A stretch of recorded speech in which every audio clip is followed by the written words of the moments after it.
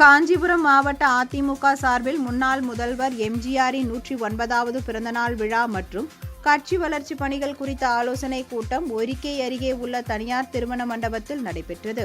இந்த கூட்டத்தில் கலந்து கொண்ட அதிமுக செய்தி தொடர்பாளரும் முன்னாள் அமைச்சருமான வைகை செல்வன் பின்னர் செய்தியாளர்களுக்கு பேட்டியளித்தார்.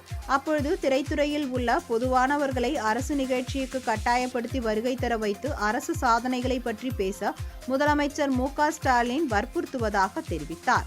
10 லட்சம் பேருக்கு மடிக்கணினி வழங்குவதாக கூறிவிட்டு வெறும் 10,000 பேருக்கு மட்டுமே கண் துடைப்புக்கு மடிக்கணினி வழங்கப்பட்டுள்ளதாக அவர் விமர்சித்தார்.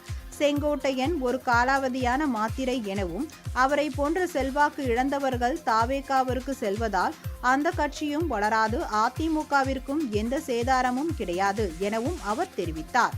திருப்பரங்குன்றம் மலையில் தீபம் ஏற்றும் விவகாரத்தில் நீதிமன்றம் அளித்த தீர்ப்பை தமிழக அரசு செயல்படுத்தியிருக்க வேண்டும் எனவும் இந்த விவகாரத்தில் மத மோதலை ஏற்படுத்த திராவிட மாடல் அரசு நினைப்பதாகவும் அவர் குற்றம் சாட்டினார்.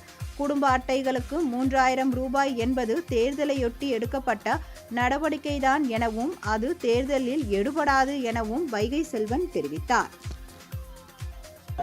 அரசு நிகழ்ச்சிகளை அரசு நிகழ்ச்சியாக நடத்தாமல் நடிகர்களை அழைத்து அவர்களை வற்புறுத்தி துன்புறுத்தி அவர்களை நீங்கள் இந்த நிகழ்ச்சிக்கு வர வேண்டும் என்று கட்டாயப்படுத்தி அந்த 10 லட்சம் பேர் இந்த லேப்டாப் வழங்குகிறோம் என்று சொல்லி பேரளவுக்கு 10,000 பேருக்கு வழங்கி இருக்கிறார் முதலமைச்சர் மு.க. ஸ்டாலின் அவர்கள். பொதுவானவர்களை அரசியல் மேடைகளை போல பயன்படுத்தி இந்த ஆட்சி மிகவும் சீரோடும் சிறப்போடும் இருப்பதாக ஒரு மாய தோற்றத்தை ஏற்படுத்த பார்க்கிறார் முதலமைச்சர் மு.க. ஸ்டாலின்.